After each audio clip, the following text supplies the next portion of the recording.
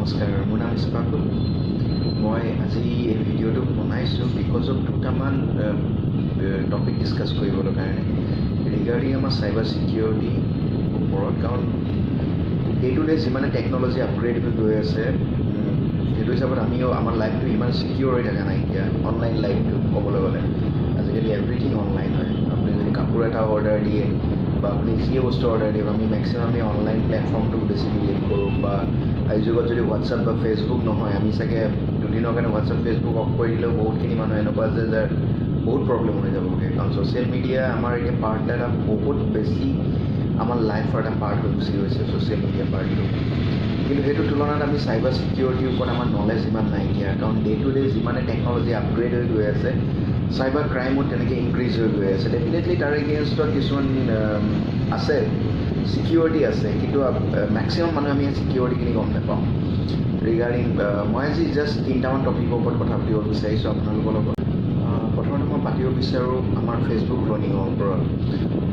মই আজি ৰাতিপুৱা দেখিছোঁ আমাৰ ছাৰ এজনে তেখেতে ফেচবুক ক্লনিঙৰ এটা পোষ্ট এটা শ্বেয়াৰ কৰিছে। তেখেতৰ ছেইম টু ছেইম এটা লিংকৰ একাউণ্ট এটা বনাই তাত পইচা দি মানুহ ৰিকুৱেষ্ট কৰিছে ফ্ৰেণ্ডসকল। বা ধৰি লওক ফেচবুক ক্লনিং হয় কি, আপুনি মোৰ ফ্ৰেণ্ড লিষ্টত আছে, মোৰ একাউণ্টটোৰ এটা ডুপ্লিকেট একাউণ্ট, একেই কপি এটা ক্লোন এটা একাউণ্ট এটা ক্ৰিয়েট কৰা হ'ব। এই বেয়া পাৰ্টটোৱে, নিগেটিভ টিমটোৱে আপোনাৰ সেইখিনি ক্ৰিয়েট কৰি পেলাই মোৰ তাত যিখিনি ইনফৰ্মেশ্যন আছে একাউণ্টটোত, মোৰ তাত যিখিনি ফটো আছে, যিখিনি আপডেট আছে, যিখিনি ডিটেইলছ আছে, গোটেইখিনি ছেইম টু ছেইম এটা একাউণ্ট বনাই দিব। একাউণ্ট বনোৱাৰ পিছত ফ্ৰেণ্ডখিনিও, যিখিনি মোৰ ফ্ৰেণ্ড, সেইখিনি ফ্ৰেণ্ডকে তাত ফ্ৰেণ্ড ৰিকুৱেষ্ট পঠিয়াব। পঠাৰ পিছত আপুনি হয়তো মোৰ পৰা এটা ফ্ৰেণ্ড ৰিকুৱেষ্ট পালে, তাৰপৰা ছাডেনলি আপুনি ডাউট কৰিব পাৰে, ইয়াক বাই চান্স আনফ্ৰেণ্ড হৈ গ'লোঁ, আকৌ এবাৰ একচেপ্ট কৰি থৈ দিওঁ। আপুনি একচেপ্ট কৰি থৈ দিব, ভাবিব যে হেৰিয়ে হয় যদি কি প্ৰব্লেম আছে। তাৰপৰা দেখিব আপুনি কেইদিনমানৰ পিছত, তাৰপৰা হয়তো এই একাউণ্টৰ পৰা আপডেট দুই এটা আহি থাকিব পাৰে। আপুনি ভাবিব চাগে মই কৰি আছোঁ আপডেট। তাৰপৰা তেনেকুৱাতে আপুনি মন কৰিব যে কেইদিনমানৰ পিছত আপোনালৈ এটা মেছেজ আহিব।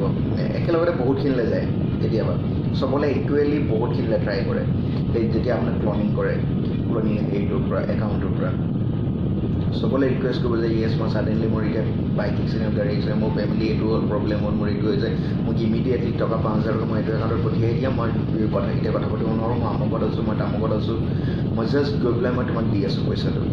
কিছুমান ফ্ৰেণ্ড থাকে যেনেকৈ বহুতে বিশ্বাসী ফ্ৰেণ্ড কিছুমান থাকে, লাইক হয়তো মোক বহুতে বিশ্বাস কৰিব পাৰে যে য়েছ মই এখেতক জানো, এখেতক পইচা দিলে একো প্ৰব্লেম নাইকিয়া, আপোনালোকে ভুলতে মোৰ একাউণ্টত সেইটো একাউণ্টত পইচা দি দিব। পইচা দিয়াৰ পিছত যেতিয়া মোক কণ্টেক্ট কৰিব, ডেফিনেটলি মইতো কমেই যে মইতো আপোনালোকৰ লগত পইচা লোৱা নাইকিয়া। তেতিয়া আপোনালোকে চেক কৰি গম পাব যে অ'কে এইটো এটা বেলেগ ফেচবুক একাউণ্ট। বহুতে সেইটো বস্তু গমো নাপায়, বহুতৰ লগত তেতিয়া আপোনাৰ ৰিলেশ্যন বেয়া হ'ব। ডেফিনেটলি বহুতে মোক হয়তো গম নাপাব, ভাবিব যে মই এটা বেলেগ একাউণ্ট খুলি পেলাই পইচা ডিমাণ্ড কৰি লৈ পেলাই এতিয়া মই নাজানো বুলি কৈছোঁগৈ। চ' সেইটো এটা আজিকালি যুগত এটা স্কেম হয়, চাইবাৰ ছিকিউৰিটিৰ এটা হিউজ স্কেম চলি আছে। সেইটো নামত কোটি কোটি টকা আপোনাৰ স্কেমৰ নামত গৈ আছে মানুহৰ। চ' মই এটা ৰিকুৱেষ্ট কৰিম আপোনালোকৰ লগত, তাৰপৰা বাচিব কেনেকৈ, পৰাপক্ষত নিজৰ একাউণ্টৰ যিখিনি ডিটেইলছখিনি অনলি ফ্ৰেণ্ডছ কৰি ৰাখিব বা ফ্ৰেণ্ডছ কৰি ৰাখিব। মেক্সিমাম ডিটেইলছ আপুনি পাব্লিক নকৰিব। আপোনাৰ মেইনলি আপোনাৰ ফ্ৰেণ্ড লিষ্টখনত আপুনি পৰাপক্ষত অপেন কৰি নাৰাখিব।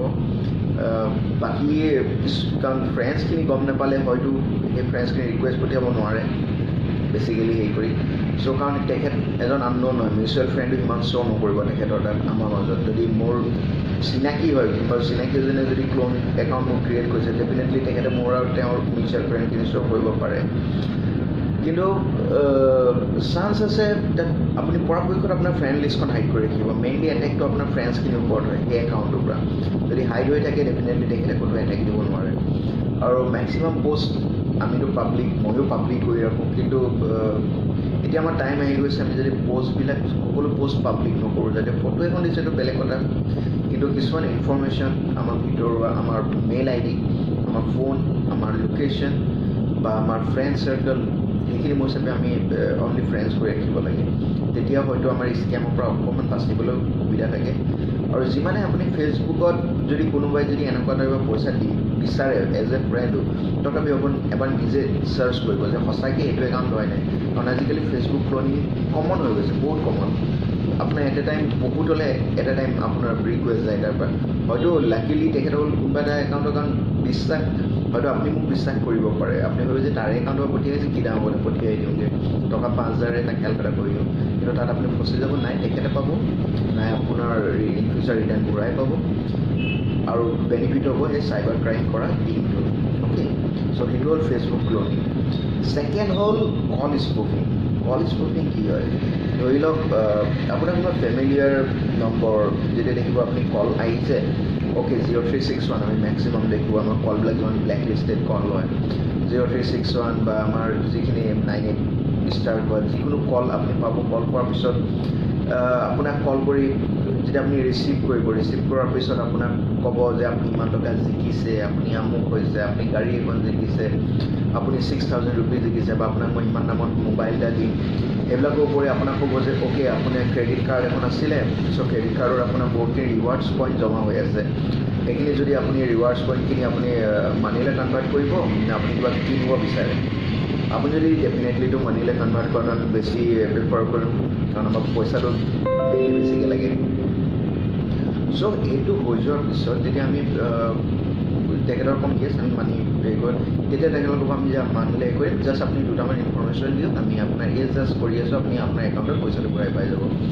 সেইটো পোৱাৰ পিছত আপুনি যদি অঁ বুলি কৈ দিয়ে, তেতিয়া আপোনাৰ ক্ৰেডিট কাৰ্ডৰ ডিটেইলছ কৰিব খোজে, আপোনাৰ ডেট অফ বাৰ্থটো কওকচোন, তাৰপৰা ডেট অফ বাৰ্থটো আপুনি যদি কৈ দিয়ে, কাৰণ তাতো বহুতখিনি পাছৱৰ্ড জইন হৈ থাকে বহুতৰে, তাৰপৰা আপোনাৰ ক'ব আপোনাৰ কাৰ্ডখন এক্সপায়াৰী ডেটটো কওক, তাৰপৰা মইতো মোক ক'লো মোৰ ওচৰত এক্সপায়াৰী ডেট, আপোনাৰ ওচৰত কৈছে নহয় মই জাষ্ট টেলি কৰিব বিচাৰিছোঁ, মিলাব বিচাৰিছোঁ, দুইটা একেই হয় নে নহয়। ময়ো এটা ফেক গম পাইছোঁ যে গণ্ডগোল কৰিছে, কাৰণ কোনেও আপোনাৰ কাৰ্ডৰ ডিটেইলছ একোৱেই নিবিচাৰে। আপুনি কেতিয়াও কাৰ্ডৰ আপুনি পিছফালে থকা এই 3 ডিজিট নাম্বাৰটো পৰ্যন্ত আপুনি কেতিয়াও শ্বেয়াৰ নকৰিব। এইটো এটা মানে আপোনাৰ কল স্পুফিঙৰ আপোনাৰ এটা হিউজ ক্ৰাইম চলি আছে এতিয়া ক'বলৈ গ'লে, অল অভাৰ ৱৰ্ল্ড, ইণ্ডিয়া বুলিও বা অসম বুলিও নকওঁ, কিন্তু বাহিৰৰ দেশত অকণমান ছিকিউৰ হৈছে, মানুহবিলাক বুজি পাইছে। আমাৰ ইয়াত হয়তো বহুতে ভাবে অ'কে মোৰ কাৰ্ডখনত যদি ৰিৱাৰ্ডছ পইণ্টখিনি আছে, এইখিনি যদি মই কনভাৰ্ট কৰিব পাৰোঁ মোৰ কাৰণে ভাল। চ' তেনেকুৱাতে আপোনাৰ লাহে লাহে ইনফৰ্মেশ্যনখিনি উলিয়াই আল্টিমেটলি আপোনাৰ কাৰ্ডখন ব্লক কৰি পেলাই আপোনাৰ কাৰ্ডৰ পৰা গোটেই টকাখিনি উলিয়াই লৈ গুচি যাবগৈ।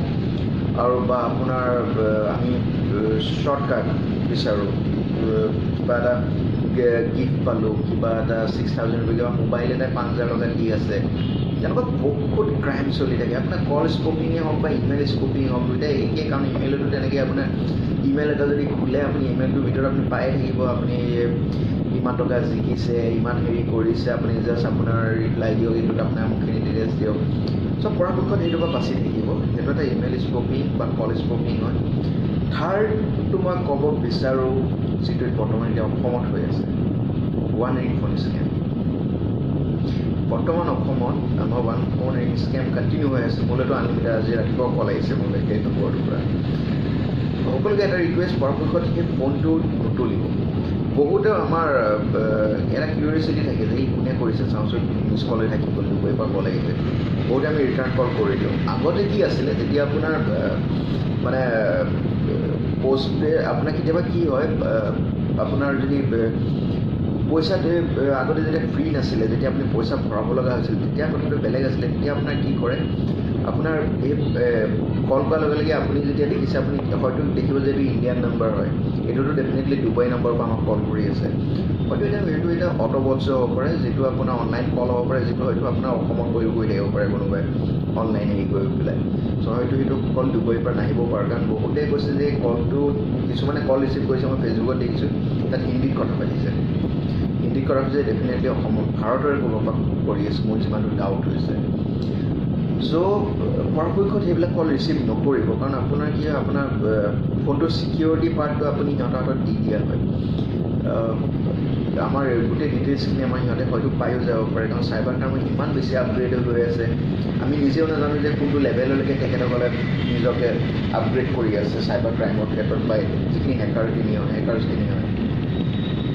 চ' পৰাপক্ষত আপোনাৰ ডিটেইলছখিনি তাত মানে আপুনি কলটো ৰিচিভ নকৰি পেলাই আপুনি ৰিটাৰ্ণ কলো নকৰিব যিমানে কল কৰি থাকক লাগিলে পৰাপক্ষত এইটো ব্লক লিষ্টত ভৰাই দিব নম্বৰটো কাৰণ হয়তো আপুনি ৰিটাৰ্ণ কল কৰিলে যদি সঁচাকৈ যদি ডুবাইত বহি আছে আগতে কি হৈছিলে যদি কৰিছিলে যেতিয়া আমি প্ৰিপেইড কাৰ্ড ভৰাই পেলাই মোবাইলত কথা পাতোঁ আপোনাৰ যদি বেলেঞ্চ 100 টকা থাকে আপোনাৰ ISD কলত গুচি যাব লগালগ আপোনাৰ 100 টকা কাট খাই গ'ল সেইটো টেকনিকেলি সিহঁতে নিজৰ একাউণ্টলৈ এইটো ট্ৰেন্সফাৰ কৰি দিয়ে সেই পইচাটো অ'কে চ' সেইটো এটা ক্ৰাইম আগতে হৈছিলে আজিকালি বৰ্তমান সেইটো নহয় আজিকালি যদি আপোনাৰ পষ্টপেইড প্লেন থাকে তেতিয়া আপোনাৰ প্ৰব্লেম আছে বিকজ অফ যেতিয়া আপুনি পষ্টপেইডৰ বিলখন পাব তেতিয়া দেখিব আপুনি যে অ'কে মোৰতো এইটো নম্বৰ কল মই ৰিচিভ কৰাৰ বা এইটো ৰিটাৰ্ণ কল কৰাৰ বাবে 500 rupees মোৰ কাট খাই আছে চ' সেইটো এটা স্কেম হৈ যায় কাৰণ 1 টকা 2 টকা কি বহুত টকা তেখেতসকলে ঘটি লয় আপোনাৰ পৰা হয়তো 10 টকা কাটিব পাৰে কিন্তু 10 টকা কি কিমানৰ পৰা কাটিব পাৰে সেইটো ভাবি চাব আৰু লগতে আপোনাৰ নেট ডাটা কাঢ়িব পাৰে আপোনাৰ কল কৰি পেলাই ডাটা হেৰি কৰি দিব পাৰে প্লাছ আপোনাৰ ওৱান ফোন ৰিং স্কেম এতিয়া লাষ্ট আপোনাৰ জুন মাহত আপোনাৰ কাশ্মীৰতো হৈছিলে বা আপোনাৰ UKতো হৈছিলে এইবিলাক হৈ থাকে এনেকুৱা ধৰণৰ স্কেম হয়তো কিছুমান পলিটিকেল ৰিজনো হ'ব পাৰে এইবিলাক কল আপোনাৰ এটা লিমিটেড টাইমৰ কাৰণে এটা লিমিটেড এৰিয়াৰ কৰি থৈছে কন'জ কোনে জানে তাত কি জইন হৈছে চ' নিজৰ লাইফটো ছিকিউৰ কৰি ৰাখিব এইবিলাকৰ পৰা অকণ এভইড কৰি চলিব এইবিলাক বস্তুৰ পৰা নিজকে যাতে আপুনি নিজৰ ছিকিউৰ হৈ থাকে কাৰণ আমাৰ ফোনত কি নাথাকে আমাৰ ফোনৰ থ্ৰুৱেদি আমাৰ গোটেই বেংক কানেক্ট হৈ থাকে আমাৰ গোটেই ইনফৰ্মেশ্যনখিনি আমাৰ বেংক ফোনটোতে গোটেই ডিটেইলছখিনি থাকে চ' পৰাপক্ষত সেইবিলাক ফোন ৰিচিভ নকৰিব কাৰণ টেকন'লজি বহুত বেছি আপগ্ৰেড হৈ গৈ আছে আজিৰ যুগত সেইটো হিচাপত আমি নিজকে ছিকিউৰ কৰিব লাগিব আৰু ছিকিউৰিটিৰ ক্ষেত্ৰত আমি বহুতে একো নাজানো আমাৰ চাইবাৰ ছিকিউৰিটিৰ ক্ষেত্ৰত বহুতখিনি নলেজ আমি ল'ব লাগে actually cyber security cyber crime কি হয় তাৰ এগেইনষ্টত যদি ক্ৰাইম কৰিলে কি হয় কেনেকুৱা ধৰণৰ পানিছমেণ্ট আছে বা আমি নিজকে কেনেকৈ ছেভ কৰিব পাৰোঁ চ' সেইখিনি কথা শিকক বুজিবলৈ ট্ৰাই কৰক মই জাষ্ট আজি আপোনাৰ 3টা বস্তুৱেই ক'বলৈ আহিলোঁ বেচিকেলি ফেচবুক ক্লনিং কল স্পুফিং বা ইমেইল স্পুফিং আৰু আপোনাৰ ওৱান ৰিং ফোন স্কেম যিটো এতিয়া অসমত বেছিকৈ হৈ আছে এই 3টা বস্তুৱে আপুনি জীৱনত হয়তো ফেচবুক ক্লনিংটো এতিয়া পাই গ'ল নতুনকৈ আহিছে বহুতে ফ্ৰেণ্ডে অলৰেডি দেখিছে যে ডুপ্লিকেট একাউণ্টৰ পৰা পইচা ডিমাণ্ড কৰা সেইটো এটা হৈ আছে কল স্পুফিং এইটো নৰ্মেল কথা আমাৰ ATM কাৰ্ড ডিটেইলছ বিচাৰি কিমান কল আহে এইটো ঠিক নাই যে নেক্সট এতিয়া ওৱান ৰিং ফোন স্কেম যিটো আমি লেটেষ্ট আমি পাইছোঁ নতুনকৈ এনেকুৱা ধৰণৰ ইন ফিউচাৰ কি আহে আপুনিও নাজানিব ময়ো নাজানো চ' নিজকে আপগ্ৰেড কৰক তাৰ বাহিৰে একো উপায় নাই নিজকে টেকন'লজিৰ ক্ষেত্ৰত আপগ্ৰেড কৰক আমাৰ ঘৰৰ পৰিয়ালৰ মানুহখিনিক বুজাবলৈ চেষ্টা কৰক কি হয় একচুৱেলি চাইবাৰ ক্ৰাইম কাৰণ উইদাউট টেকন'লজি এনেও আমি থাকিব নোৱাৰিম আমাৰ এতিয়া ডে টু ডে আমাৰ লাইফটোৱে আমাৰ IoT বা AI বেছ হ'বলৈ গৈ আছে আমি যিয়ে কৰিব লাগিব ডেফিনেটলি এভৰিথিং কণ্ট্ৰল হৈ আছে ইণ্টাৰনেট এদিন যদি ইণ্টাৰনেট যদি বন্ধ হৈ যায় গোটেই ৱৰ্ল্ডখন ষ্টপ হৈ গুচি যাব ক'বলৈ গ'লে আজিৰ যুগত তেনেহ'লে ভাবকচোন 10 বছৰ যদি ইমানখিনি হ'ব পাৰিছে ইন ফিউচাৰ কি হ'বলৈ গৈ আছে চ' নিজকে আপগ্ৰেড কৰক অ'কে ধন্যবাদ নমস্কাৰ